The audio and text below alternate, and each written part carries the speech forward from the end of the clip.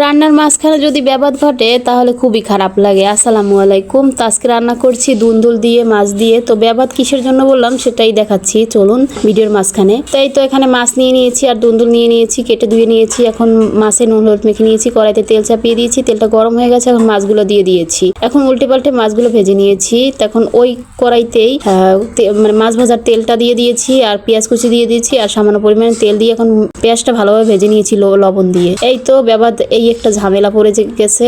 রসুন বেটে ধুয়েছি, এর মধ্যে পানি পড়ে গেছে, কি আর করার, পানির সেই অনুযায়ী দিয়ে দিলাম। তার মধ্যে জিরা বাটা দিয়ে দিয়েছি, মরিচের গুঁড়ো দিয়ে দিয়েছি, হলুদের গুঁড়ো দিয়েছি, জিরা ধনিয়ার গুঁড়ো দিয়ে দিয়েছি আর একটা মশলা বানিয়েছিলাম সেটা দিয়ে এখন মশলাটা ভালোভাবে কষিয়ে নিচ্ছি। এখন নেড়ে চেড়ে ঢাকনা দিয়ে ঢেকে দিচ্ছি।